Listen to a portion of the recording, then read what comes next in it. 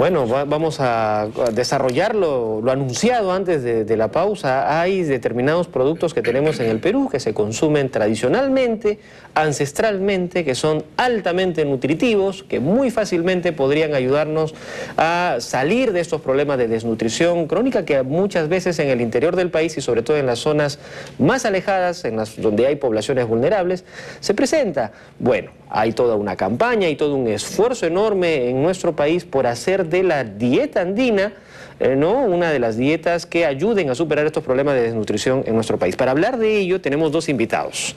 Se encuentra con nosotros, la queremos mucho, ella siempre viene a visitarnos aquí en el canal, Geraldine Maurer, ella es nutricionista. ¿Qué tal? Bienvenida. Gracias. Y del Ministerio de Agricultura, el especialista en granos andinos, el ingeniero José Luis Rabines. Buenos días. Bienvenidos a TV Perú Noticias. Gracias. Es el momento ya de poner en valor y no solamente de poner en valor y de difundir, sino además de llevar a la mesa de una manera fácil y práctica en nuestros hogares estos productos como la quinoa, el tarwi, la kiwicha. Y la cañigua. Y la cañigua también. Geraldine. Por favor, la dama primero, sí, Geraldine. Claro, bueno, los granos andinos tienen la cualidad de tener una buena calidad de proteínas, ¿no? Lo hace muy similar a las carnes, ¿no? Eso es una cualidad muy importante en un alimento de origen vegetal, porque la diferencia entre ambos es que los vegetales principalmente nos proveen energía y las proteínas básicamente, las carnes, los huevos, etcétera, proteínas para, digamos, formar músculos, crecimiento, etcétera. En cambio, los cereales andinos contienen muy buena calidad de proteínas y además carbohidratos, es decir, es un alimento bastante completo, ¿no? Sin embargo, los precios hacen que no pueda estar en las mesas de todos los peruanos, ¿no? Es bastante más caro que los cereales que quizás más se cultivan en el mundo, ¿no? Como son el trigo, ¿no? El maíz, ¿no? Entonces, digamos que acá hay un problema básicamente quizá de cantidad de cultivos y de precio, ¿no? Una oferta y demanda que todavía quizá no llegamos a hacer que este producto sea muy popular, porque verdaderamente es importante. Debería ser sumamente justa para que justamente lo comamos más, lo consumamos más, porque a nuestro invitado, el señor Rabines, le tendríamos que preguntar, ustedes están difundiendo y cada día más impulsando el consumo, como decía Julio, llevarlo a la mesa. Es cierto, exactamente. ¿En qué estamos? Lo que dice Geraldine es muy importante, porque si bien es cierto ya está reconocido todas las propiedades nutricionales, por otro lado la parte productiva es un tema muy importante, pero además la parte de conocimiento de parte de la población. No olvidemos que estos granos andinos hace poco tenían unos precios bastante bajos. Sin embargo, en virtud a este conocimiento de sus bondades, ha hecho de que cada vez, por cuestiones de demanda, estos precios se vayan incrementando. Obviamente, a la par no iba la producción. Sin embargo, en estos momentos la producción de granos andinos está incrementándose. Solamente como referencia, fíjense, hace 10 años producíamos un promedio de 28.000 toneladas solamente en quinoa, sin mencionar cañigua, sin mencionar tarwi o chocho, el mismo amaranto o kiwicha, ¿no es cierto?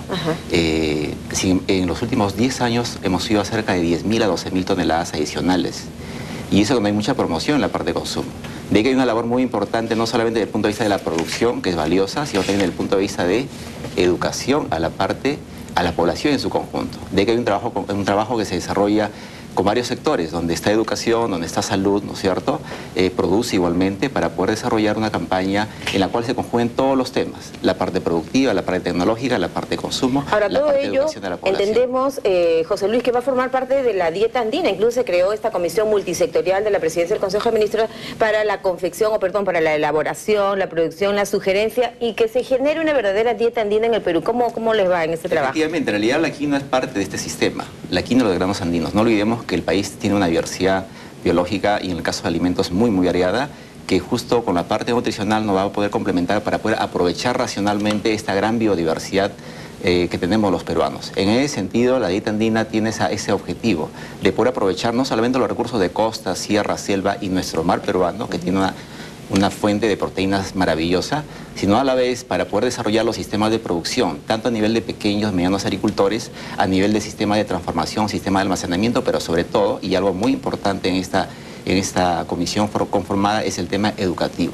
Ir formando o ir variando o modificando los hábitos de consumo que en nuestro país se han acuñado en los últimos 40, 50 años, que no es tan fácil modificarlas. Vamos a saludar a Juan Reineck, viceministro de Agricultura, quien está encabezando esta comisión multisectorial y que, como un esfuerzo en realidad, no solamente del Ministerio de Agricultura, la primera dama incluso es embajador especial de la FAO para promover una alimentación más sana en el mundo. Entonces eso está ayudando realmente a poner en valor este uso de productos nuestros. Solo que no solamente el Perú ha abierto los ojos, pasa que el mundo también ha abierto los ojos. En consecuencia, nuestros productos son cada vez más cotizados hacia afuera. Entonces ahí surge una preocupación, ¿no? Muy bien, vamos a producir más de estos granos, pero ¿qué sucede si afuera nos pagan un poquito más que lo que podemos pagar dentro? Entonces ese producto se va a ir hacia afuera. ¿Cómo quedamos en las zonas de poblaciones vulnerables para poder cumplir con esa disminución de la malnutrición que hay en nuestro país? ¿Qué tenemos que hacer para tener ese equilibrio, esa balanza? Efectivamente, ese es un reto en términos de oferta-demanda. Por ahora, solamente como referencia, solamente en quinoa se va máximo un 20% de la producción nacional. El 80% sigue siendo consumo interno, versus los otros demás granos andinos, kiwicha, cañigua, tarwi, casi en su totalidad se quedan en el mercado interno, salvo kiwicha o amaranto, que tiene un poco más hacia afuera, pero sin embargo la producción es mínima. En ese sentido sí, existe toda una estrategia que se está desarrollando en el marco de estas comisiones multisectoriales para poder implementar no solamente trabajos a nivel del sector de agricultura, a nivel del sector de agroindustria, sino también a nivel de la parte de la población en su conjunto. Porque tienen que ir a la par, no pueden ir divorciados los sistemas que están involucrados en este tema de la alimentación nacional. Claro, tiene que ser integral, además, porque como bien decía Geraldine, muchas veces los granos andinos siempre han estado ahí, señores. Es quizá el momento en el que vemos realmente toda una estrategia integrada, porque si vemos Mistura, ¿cuál ha sido, digamos, el plato más importante o los productos que quizás se buscó difundir más? Nuestros granos andinos, Geraldine. Sí. ¿Cuántos tipos de quinoa tenemos, por ejemplo, en el Perú? Bueno, tenemos muchos, tenemos la negra, la rosada, la roja, no sé, son deliciosas. Muchísimas. La negra es verdaderamente deliciosa. ¿Y cuál es la más nutritiva? O sea, todas tienen más o menos la misma cantidad de proteínas, más o menos una taza de quinoa cocida tiene más o menos 8 gramos de proteína, que no es poco, ¿no? Seco tiene el doble, más o menos 16 aproximadamente. Entonces es una gran cantidad de proteínas. Sin embargo, hay zonas en la sierra donde no se cultiva mucha quinoa. Ahí se puede optar, por ejemplo, por el tarwi o por también el maíz, ¿no? Que es un cereal también andino, es un cereal americano, y complementarlo si comparamos el nivel nutricional del trigo, del maíz, con la quinoa, ¿cuál es el nivel potencial que tiene la quinoa versus estos granos? La quinoa tiene un poco más de proteínas y una mejor calidad de proteínas. O sea, es más similar a la carne, ¿no? Que el maíz. Entonces, pero en ese caso, por ejemplo, en las zonas donde hay maíz se puede también complementar con algo de proteínas como el huevo, porque el huevo sí es una alternativa también interesante, porque las familias tienen normalmente gallinas. Me refiero a las zonas rurales, ¿no? Donde generalmente hay más desnutrición. Ahí es cuando las madres decimos los huevos de gallina criolla o las gallinas criadas en casa, digamos, donde se puede comer la yema. Exacto, sí, no, la yema se puede comer, la yema se puede comer. Entonces, entre el cuy, el huevo generalmente tiende a ser una proteína de muy bajo costo y de altísimo valor. Entonces hay que aprovechar esto junto con lo que se siembre o lo que se cultiva en la zona, ya sean papas, ya sea maíz, ya sea quinoa, kiwicha, porque tenemos que incrementar... Como cola lo que preguntó Julio, digamos que entre, por decirte, la quinoa se aproxima más a la carne, a la proteína que te da la carne. Y la kiwicha. Y la kiwicha. Pero mucho más saludable, porque la carne en exceso también tiene ciertas afectaciones a la salud. Es un cereal espectacular, por eso lo llevaron hasta la NASA. ¿No? O sea, lo llevaron, ¿no? Sí, es un cereal que es totalmente bien, digamos, tiene un valor inmenso en todo el mundo. Ahora, ¿no? Es carita, ¿no? Es cara, eso es lo que tú nos decías. Bueno, por ejemplo, la quinoa perlada, que es quizás la que más se prefiere en la dieta familiar, para el caldo de los hijos, en fin, de las 1000 formas que se pueda preparar. Todavía aquí hay que trabajar, quizás desde el punto de vista del precio, no sé, ¿cómo...? Sí, la parte de producción tiene que ver juega un rol muy importante. Las leyes de la oferta y la demanda están presentes a nivel de todo tipo de producto que se tiene en el mercado. En ese sentido, efectivamente, hay una tendencia a una mayor demanda por estas bondades que se saben más en el mercado, pero a la par ya la parte productiva está entrando a tallar. Hay muchos productores que están ya avanzando en ese tema y están aprovechando los buenos precios, y eso está permitiendo que se capitalicen y va permitiendo que también incrementen sus áreas, no solamente en las quinoas que señala Geraldine muy bien, las diversas quinoas, que son muchísimas, por supuesto. ¿Cuáles son más o menos las condiciones o las zonas donde se podría producir con total facilidad la quinoa? Solo como referencia, la quinoa,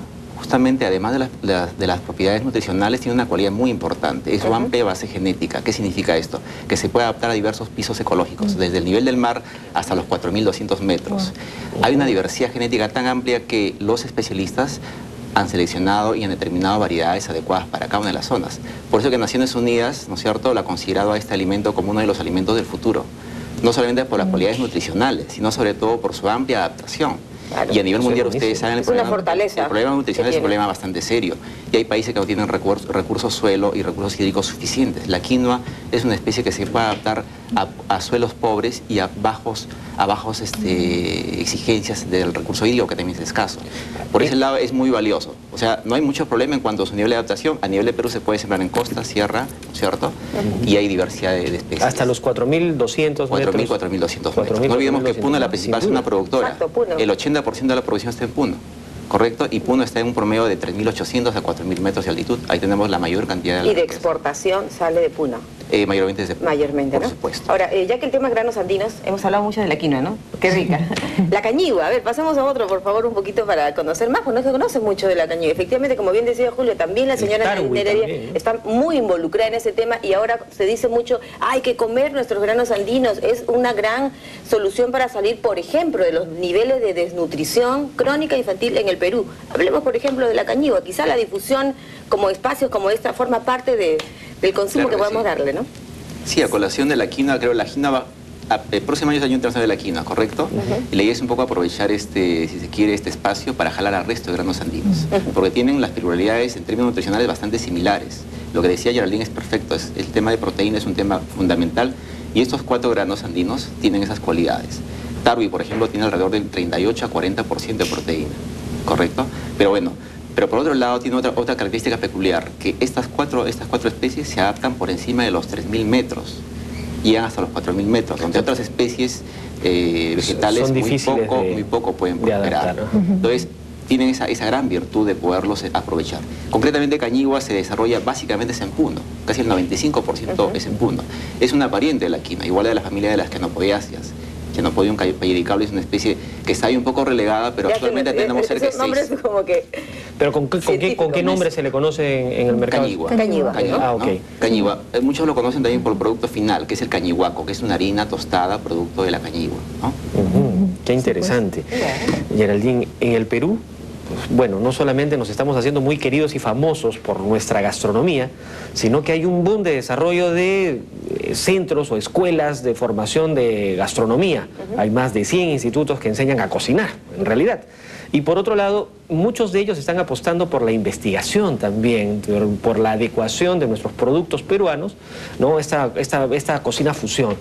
¿Qué recomendaciones tendríamos que darle a ellos, que son los autores de estos platos, que tendrían que utilizar para poder contribuir a esta campaña de difusión de la quinoa? Sí, bueno, yo pienso que todo restaurante debería tener siempre su quinoa como acompañamiento, por ejemplo. En vez del uso del arroz, que también es muy común, estamos muy acostumbrados, es parte de nuestra cultura comer arroz, está muy bien, está muy bueno. ¿No?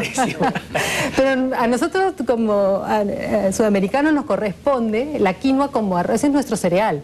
¿No? Ya, de bandera, dices tú. Claro, es el cereal que le corresponde a nuestro ámbito geográfico, ¿no? Porque acá la quinoa es pero sudamericana. Nuestra cultura, ¿no? Y nuestro costumbre nos lleva a comer el arroz, francamente es tan rico. Sí. El arroz.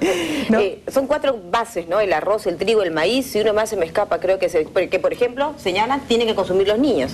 Claro, ¿sí? La quinoa también, o sea, los niños, mira, generalmente las mamás se preocupan mucho, le dan a sus bebés luego de los 6 meses la quinoa, ¿no? Y luego se olvidan y ya no la continúan incorporando dentro de la dieta, ¿no? Pero la quinoa sí debería ser un alimento, el acompañamiento de nuestras comidas, ¿no? ¿Qué tan nutricional es? Porque además, confieso, me encanta la quinoa, de acuerdo con sus quesitos, allí el guiso de quinoa con queso, acompañado de un huevo frito encima. Claro, aquí está muy bien, ese es el plato típico, ¿no? El guiso de quinoa, pero también se puede comer como quinoa graneada, En el desayuno, bueno, todos podemos ver en las mañanas, en los desayunos que hay en las calles, ambulantes que preparan la quinoa con manzana. Correcto. Está buenísimo. Entonces es un cereal que también es amigable para personas que tienen problemas gastrointestinales porque es libre de gluten, ¿no? Correcto. Es ideal para que es lo que sí tiene el pan. Es lo que sí tiene el pan, ¿no? Ahora, además es súper rendidora. La quinoa te rinde, ya estamos hablando aquí como... Claro, duplica su volumen, claro. Pero desde el punto de vista económico es la fortaleza que le quiero resaltar, José Luis, por ejemplo, en el caso de la quinoa, es rendidora. Puede, digamos, darle la capacidad a una señora, a una ama de casa de poder preparar más platos. Por supuesto. Y sus diversas formas de preparación, porque también podemos hablar de los postres de quinoa. Efectivamente. Mire, nosotros como agrónomos conocemos más la parte técnica productiva, pero al estar en este tipo de trabajos multisectoriales, aprendemos mucho de lo que son los chefs, los cocineros, los nutricionistas y también mucha gente que está involucrada en el tema de la gastronomía. Y ahí nos manifiestan lo que ustedes señalan en términos de costos. Para muchos de ellos incluso no es mucho problema, porque en la combinación de estos granos andinos con los cereales y otras fuentes de alimenticias, ellos logran hacer platos bastante económicos. Hace poco estuvimos con una reunión con el presidente en un grupo de restaurantes saludables a nivel de Lima, José Luis Higashioka, quien nos explicó perfectamente que con quinoa obtenía platos y diversidad de potajes a muy bajos precios. Y no olvidemos que también en el mercado tenemos una gama de precios. Claro, porque te rinde, pues. Exacto, muchos nos guiamos de los precios que están en los supermercados, pero esta quinoa que está en los supermercados lo consigues a mitad de precio en los mercados regionales, incluso hasta mucho menos todavía. Pero en fin, hay una gran diversidad de potajes que se hacen a base de quinoa y donde nuestros partners, por decirlo de alguna manera, los chefs, están avanzando tremendamente y hay unas alternativas muy, pero muy valiosas, donde no solamente combinan los granos andinos con los demás cereales, sino sobre todo con aquellas fuentes de proteína animal, como lo señalaba Geraldine. Y en este caso el pescado es una fuente muy valiosa, donde por ejemplo la anchoveta, muy poco aprovechada por nosotros los peruanos, deberíamos voltear los ojos para poder realmente aprovechar esta gran fuente de proteína a nivel nacional. Ahora, ustedes desde el punto de vista, francamente, desde el sector público, digamos, desde la presidencia del Consejo de Ministros, la Comisión Multisectorial, yo creo que tienen una responsabilidad bastante importante, por ejemplo, de hacer las cosas rápidas para que esta dieta andina ya cada día esté no solo más difundida, sino más consumida. Exactamente. En la mesa popular. Solo como referencia, esta resolución suprema que salió publicada hace poco, a la comisión que recién se instaló antes de ayer, le han dado 3 meses de plazo. Tenemos, como quien dice, un tiempo establecido para definir las estrategias para poder no solamente desarrollar la dieta andina, sino sobre todo, como tú señalas, la difusión a nivel de la población más joven, que es donde tenemos que enfocar nuestros esfuerzos para poder... Y desde chiquititos, ¿no? Desde chiquititos. Y ahora, 3 consejos para nuestros televidentes, la quinoa, la cañigua, en fin, todos nuestros granos andinos. ¿Qué podemos acompañar con estos granos? O sea, porque no solamente van a comer quinoa, pero otros productos que puedan acompañarnos en la mesa. Bueno, a mí me encanta siempre el desayuno con quinoa, ¿no? Esta quinoa con manzana, con membrillo, y hasta se puede hacer con la cocoa en polvo, ¿no? La cocoa en polvo se puede también combinar con estos cereales como para un buen desayuno, ¿no? Porque tiene además muchísimos antioxidantes y también podemos rescatar la cocoa, que también es un producto nuestro. Es delicioso, ¿no? Luego, ya me provocaste. Sí, es riquísimo. Entonces, luego como almuerzo siempre podemos acompañar, como les comento nuevamente, la quinoa como arroz, ¿no? La kiwicha también, o sea, la kiwicha es deliciosa, o sea, es un grano un poco más pequeño, chiquito, pero queda al dente. Está muy de moda para los bebés la llamada kiwicha pop, por ejemplo, que les encanta y que hasta les produce como curiosidad esas bolitas tan chiquititas, blanquitas, que algunas tienen miel, algunas no. Exacto. Ahí, por ejemplo, ¿qué les estamos dando a nuestros hijos? Sí, no, estamos... ¿Proteína? Por supuesto, claro, ese es el grano que con el calor se expande como un popcorn, ¿no? Entonces sí, tiene las mismas cualidades nutricionales. Hay que cuidar que no tenga mucho azúcar nada más, ¿no? Entonces... Buena recomendación. Sí. Incluso el amaranto tiene una gran ventaja, que tú lo puedes no necesariamente popear, sino lo puedes sancochar. Exacto. Y se forma una especie de gelatina, que es mucho mejor desde el punto de vista alimenticio o nutricional. Muy bien. El tiempo nos ha ganado para hablar de cosas ricas. Tenemos para hacer muchas recomendaciones a nuestros televidentes. Bueno, pero vamos a cambiar de tema agradeciéndole siempre a José Luis Rabines del Ministerio de Agricultura y a Geraldine Maurer, nutricionista, que está en Aspeca, además acompañándonos con su labor de apoyo a los consumidores. Vamos de inmediato a trasladarnos